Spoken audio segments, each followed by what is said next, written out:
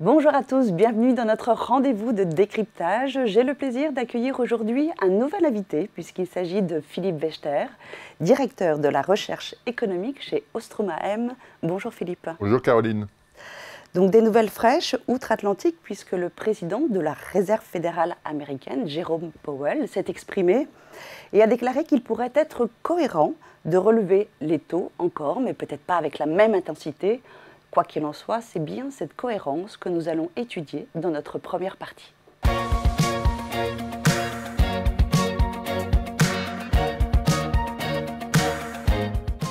Donc effectivement, Philippe, nous suivons au fil des émissions au sein de Décrypte Hebdo l'attitude des banques centrales.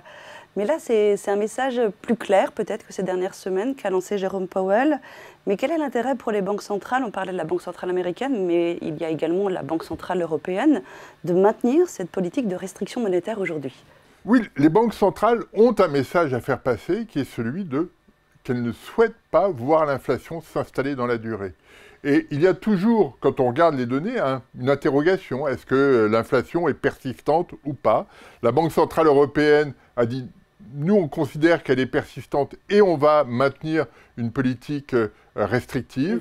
On voit qu'aux États-Unis, la situation est plus floue. Il y a eu des revirements sur l'attitude des banquiers centraux. Et effectivement, Jérôme Powell a indiqué que la Fed pourrait remonter ses taux d'intérêt lors d'une intervention au Congrès. Pourquoi une telle attitude? Parce qu'aujourd'hui, quand on regarde aux États-Unis, quand on regarde en Europe, l'inflation traduit des comportements. Ce n'est plus un choc énergétique qui est subi, ce sont des attitudes qui sont modifiées par le fait qu'il y a de l'inflation. Et donc, en durcissant et en maintenant des taux d'intérêt élevés, la Banque centrale veut modifier les comportements, notamment les comportements d'entreprise. Et puis l'autre raison principale, c'est que face aux banquiers centraux, il y a des investisseurs. Et ces investisseurs ont vite fait d'anticiper que dès que l'inflation aura touché son maximum, la Banque centrale rebaissera ses taux d'intérêt. Et ça, les banquiers centraux ne veulent pas laisser planer le doute. Ils vont maintenir des taux d'intérêt élevés pendant un bon moment. Et donc, il y a ce double approche du côté des banquiers centraux. Donc effectivement, il y a un durcissement quelque part de la part du discours des banques centrales. Vous avez esquissé les moteurs, enfin, je voudrais revenir sur les moteurs de l'inflation. Parce qu'effectivement, depuis un an que nous avons ces augmentations successives de taux directeurs des banques centrales, les moteurs de l'inflation ont changé. On était sur l'énergie dans un premier temps, et là, on sent le relais qui est pris, je ne sais pas si on peut parler de relais, par d'autres moteurs, en tout cas, d'autres secteurs d'activité. Oui, très clairement, notamment en Europe, on a eu un premier choc lié à l'énergie. On a eu le prix du pétrole, puis les prix du gaz et de l'électricité qui ont joué. Et puis, progressivement, ce choc s'est propagé aux entreprises, notamment dans les services, dans l'alimentaire, dans les biens. On voit une rupture qui s'est opérée. Et on comprend bien, hein, les entreprises en France ont signé des contrats d'énergie, d'électricité, 84% plus chers en 2023 qu'en 2022. Et donc, elles propagent, elles subissent ce choc et elles le répercutent dans leur propre grille tarifaire. Alors, c'est plus compliqué que cela, bien sûr, parce que les chocs ne sont pas partout les mêmes. Il n'empêche que les entreprises sont en situation d'incertitude. Elles ne savent pas très bien quels seront les prix qui leur seront faits par leurs fournisseurs, mais elles ont besoin, elles, de se garantir une certaine marge. Et donc, elles ont tendance, dans ces périodes-là, à remonter les prix de façon un petit peu plus forte et à les maintenir à un niveau élevé, même quand le sous-jacent, le prix de l'énergie, par exemple, commence à rebaisser. D'où l'importance du comportement de la Banque centrale, de dire on réduit, on durcit les conditions monétaires pour que vous modifiez votre comportement.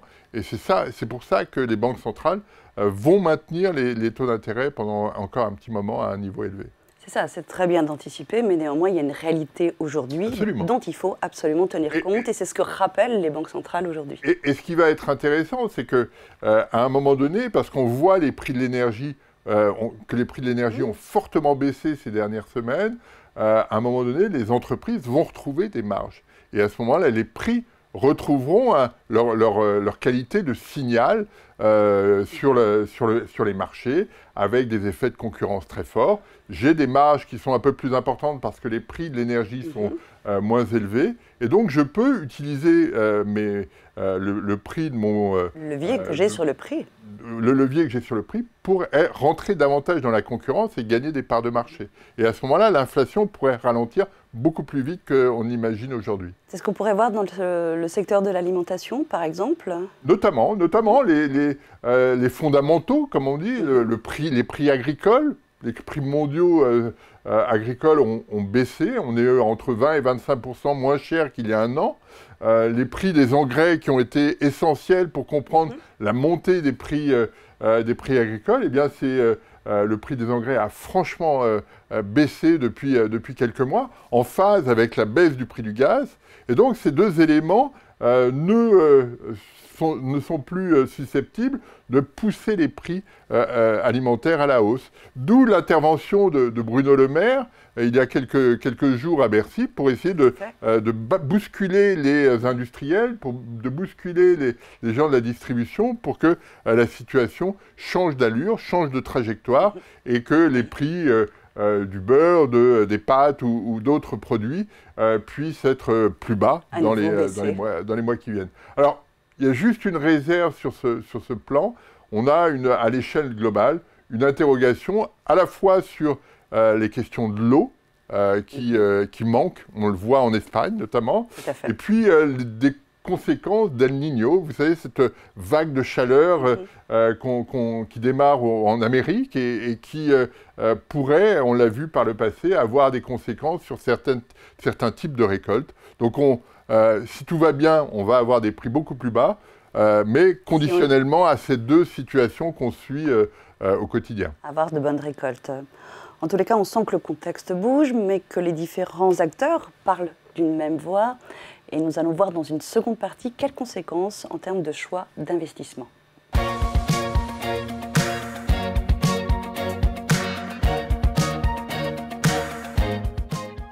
Alors des taux directeurs qui augmentent depuis plus d'un an maintenant, on parle aussi de changement de paradigme.